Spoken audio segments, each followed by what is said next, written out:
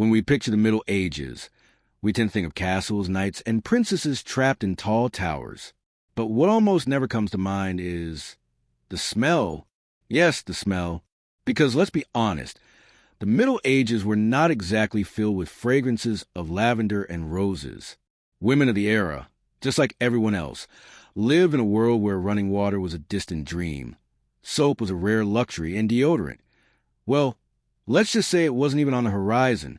So if you ever wonder what women in the Middle Ages actually smelled like, buckle up for an olfactory journey through history, with a touch of humor, so we don't faint along the way. This is, after all, one of those bedtime stories you didn't ask for. So get comfortable, fluff your pillow, and let yourself drift into the aromas of the medieval world. Picture a medieval village, muddy streets, chickens running loose, smoke from chimneys curling into the air.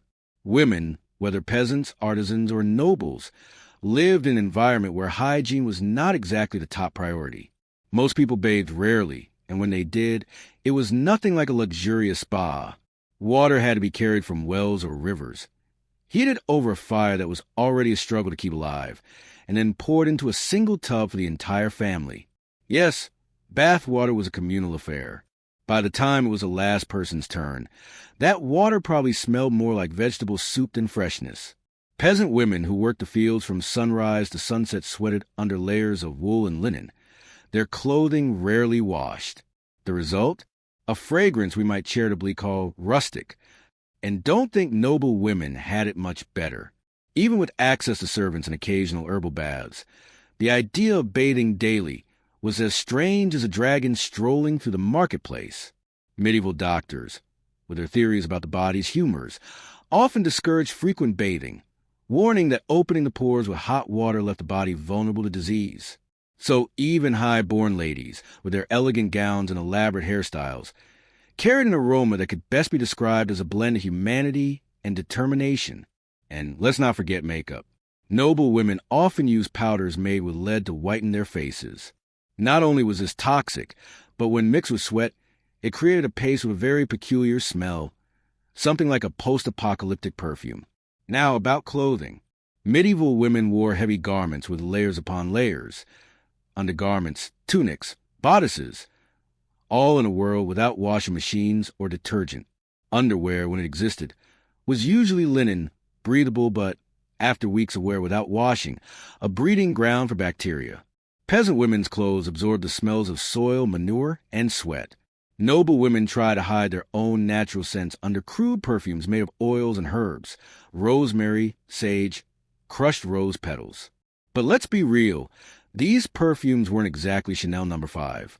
More often than not, they barely masked the odor, creating a mix you could generously call sweaty garden. Then there was the hair.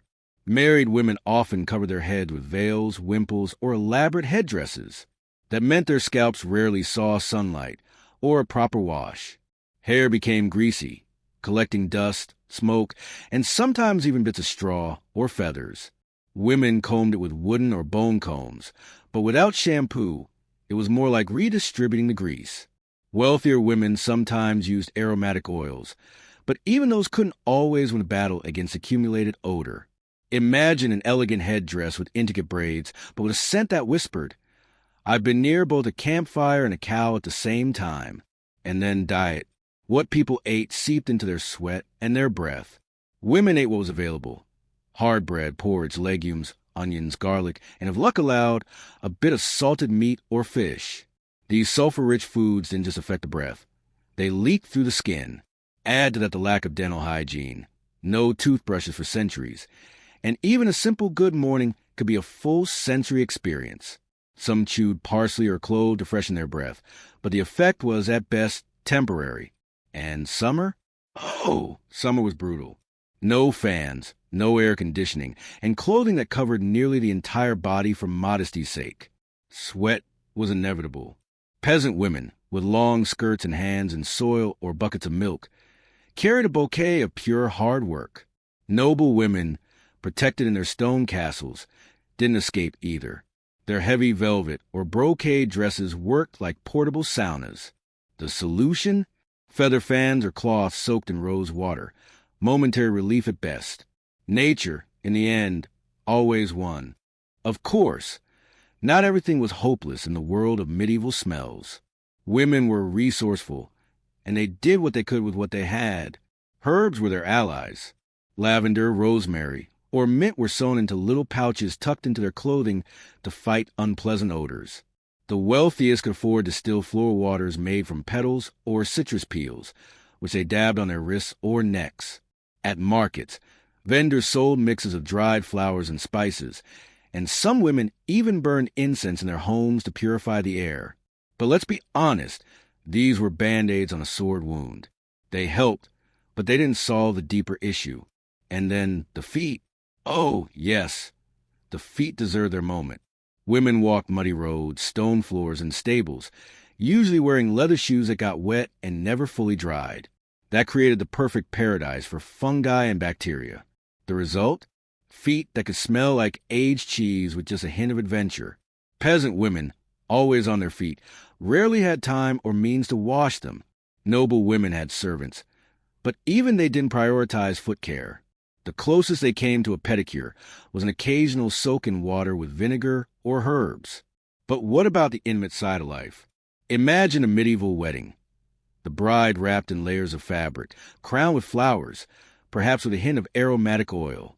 The groom, equally fragrant in his own way, was in no position to complain. Standards were different. Body odor was simply part of life, and no one expected people to smell like eternal spring. In fact, some texts suggest that natural human scents were even considered attractive, a sign of health and vitality. So while today we might run away in horror, in the Middle Ages a whiff of humanity could be seen as charming. Women also face unique biological challenges. Menstruation, for instance, was managed with linen cloths that were washed and reused, but not always as often as you'd hope. In a world without disposable products or running water, staying fresh was nearly impossible. Some women used absorbent herbs like moss or raw wool, while others sewed little sachets filled with aromatic plants to carry with them. Still, odor was inevitable, and society accepted it as simply part of being human. And then there were the markets. Imagine a bustling medieval market full of life, noise, and chaos. Women, whether selling or buying, moved between stalls of salted fish, pungent spices, freshly tanned leather, and live animals. These smells clung to their clothes, their hair, their skin. A peasant woman selling cheese or eggs carried the scent of her trade, while a noble woman shopping for fabrics might walk away smelling faintly of dye. Not the delicate kind, but the kind made from plants, urine, or even insects. Dyes of the era often left behind an unforgettable trail, adding yet another layer to the cocktail of smells. And let's not forget the kitchens. Women, whether peasants or servants, spent hours over open fires stirring soups, roasting meat, or boiling vegetables. The smoke, grease, and steam from onions and garlic seeped into everything: clothes, hair, skin. Even noble women who merely supervised the cooking couldn't escape. Saffron, cumin, and pepper were treasured spices, but when mixed with sweat and smoke, the result was memorable, to say the least. Churches, too, had their own unique scent. Women attended Mass dressed in their finest clothes, but the stone walls of those sacred buildings trapped a mix of incense, human sweat, and tallow candles. These candles, made from animal fat, released a greasy smell that stuck to everything. Devotion was strong, but so were the aromas, and the seasons made their mark as well. In winter, women wrapped themselves in layers of wool and fur, which absorbed chimney smoke and body heat. The lack of ventilation in homes and castles meant air turned stale, with dampness adding its own note. Spring brought mud and wildflowers. Summer was a natural amplifier of every odor, and autumn carried the smell of harvest. Fermenting fruit, stored grain, wet earth. Medical remedies contributed too. Women often took charge of family health, preparing ointments and poultices with garlic, vinegar, honey, and herbs. Applied to the skin or inhaled, they left behind smells that ranged from medicinal to downright questionable. Herbal steam baths filled the air with thick clouds of vapor that clung to bodies and homes alike. Still, it wasn't all bleak. High-born women did strive to smell as pleasant as possible within their limits. Roses, symbols of beauty, were crushed to make fragrant waters. Violets and chamomile appeared in rare but treasured baths. Exotic spices like cloves and cinnamon, imported at outrageous prices, were applied sparingly for an air of sophistication. In royal courts, women subtly competed not just with dresses, but with the scents they managed to conjure, though success was, shall we say, relative. Children added their own layer to the sensory storm. Medieval mothers, peasant or noble, spent much of their time with their children. Babies came without disposable diapers or wet wipes. Linen cloths, washed only when possible, carried the smell of sour milk, urine, and worse. Mothers nursed, carried, and cared for their little ones in conditions that today would make us shiver. But for them, it was simply daily life. And animals, ever present in medieval life, left their mark too. Peasant women lived among chickens, pigs, cows, and goats. The smell of manure and wet fur clung to their skirts. Even in castles, where falcons, dogs, and horses were kept, women could not escape the stable's perfume. A lady might glide gracefully across a hall, but as she had just visited the hounds or horses, she carried a little reminder of her four-legged companions. And then came the fairs and festivals. Women gathered at these events dressed in their finest outfits, but the atmosphere was a whirlwind of smells. Freshly baked bread, spilled ale, roasted meat, the sweat of crowd, and yes, the unmistakable stench of human waste, since public toilets weren't exactly a thing. A young woman might try to stand out with perfumed handkerchief, but the thick air of a medieval fair had other plans. Still, these occasions were filled with joy, and the smells, however overwhelming, were part of the experience. If you're enjoying this dive into the Middle Ages and want more stories that blend the curious with the everyday, don't forget to subscribe to the channel. We got plenty of tales that will make you laugh, think, and maybe even pinch your nose. Let's continue. Daily tools carried their own scents. Women spun, sewed, and wove, and their hands smelled of raw wool, often still greasy with sheep's fat. Those who worked in dye houses stirred vats of liquids fixed with urine, and that pungent odor clung to their clothes and skin. Milkmaids carried the sweet yet sour scent of fresh milk, which spoiled quickly in the wrong conditions. Every trade had its own olfactory signature, and women, the backbone of medieval households, wore those signatures like invisible marks.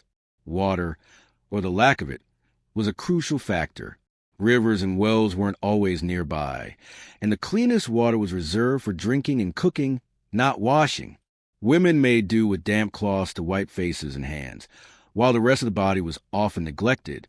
Even in castles, where servants hauled buckets of water, full baths were rare and laborious events. And when water was used, it wasn't always clean. It could be cloudy, filled with sediment, and sometimes not much fresher than the body was meant to cleanse. Religion also shaped ideas about cleanliness. The church preached modesty, and undressing for a bath could be seen as vain or even sinful. Some devout women avoided bathing out of fear of offending God, believing that the purity of the soul outweighed the purity of the body. Travel added more layers to the sensory storm. A peasant woman walking to market or a noble woman bouncing along in a carriage arrived coated in dust, sweat, and the scents of the road. Inns where travelers stayed were nests of odors, shared beds stuffed with damp straw, rancid food, the collective breath of strangers. No woman, regardless of her status, could escape such an assault on the senses. Winter brought its own challenges. Women huddled near hearths, wrapped in wool garments that absorbed both smoke and sweat. Furs used for warmth were often poorly tanned, their animal scent blending with human odor.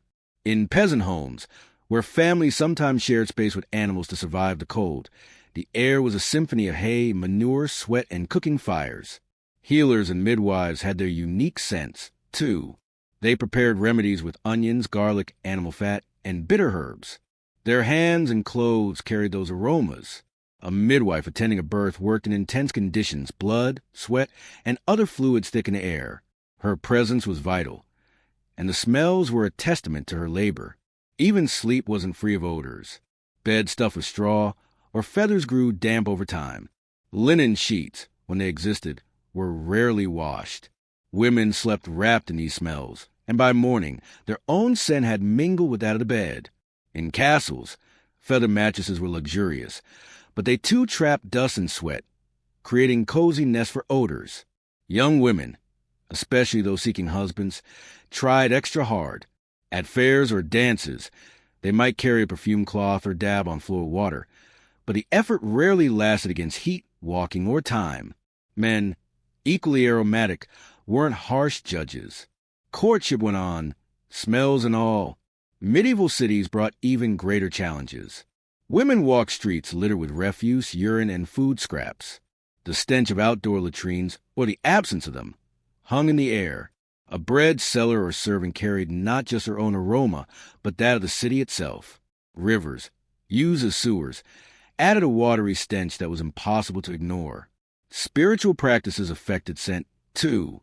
Women who fasted for religious reasons often developed stronger body odors as their bodies burned through stored energy. Garlic and onions from earlier meals didn't help. Pilgrims who walked for days or weeks arrived at their destinations with a fragrance that told the entire story of their journey. Inside castles, noble women had servants try and keep things tidy, but even stone floors covered with rushes had bits of food, mud, and waste. The rushes themselves, rotting with time, added their own musty odor, mixing with the smoke of candles and fires. Even tapestries, beautiful and expensive, trapped dust and smoke, becoming part of the olfactory landscape. Herbalists and apothecaries carried the smell of dried plants, roots, and oils. Their homes might reek of sage, thyme, or even exotic ingredients like myrrh, if they could afford them. But the same mortar and pestle that crushed herbs often also handled garlic or vinegar, and the resulting blend was complicated. Footwear, another world of its own. Leather boots worn until they nearly fell apart soaked up rain and mud, then dried slowly, breeding mold and bacteria. Whether peasant or noble, women carried this scent on their feet. A rare soak in salty water helped a little, but only rarely. Insects played their part as well. Fleas and lice were constant companions. Women scratched or crushed them, sometimes using herbs like rue to keep them away. Rue had a sharp, bitter smell that added to the olfactory chaos. Beds, clothes, and hair were their battlegrounds, and the fight never truly ended. Work in the fields left more marks. Women harvesting grain carried the dust of wheat on their hands and clothes. Those pressing grapes smelled of juice, and those picking apples carried the sweet, heady scent of ripened fruit. Autumn brought vinegar and spices from food preservation, which lingered for days. Even noble banquets weren't free of this. The feasts themselves spilled wine, grease, and sweat into every corner. A lady might start the night smelling of roses, but by the end, she reeked of a medieval party. If this strange journey through the smells of the Middle Ages has entertained you, or at least kept you awake instead of putting you to sleep, don't forget to subscribe to the channel. More curious tales of history are waiting. Each one is vivid, strange, and unforgettable as the last. And so, with the aroma of the medieval world still hanging in the air, we close this story, hoping you've enjoyed the ride, even if you had to pinch your nose along the way.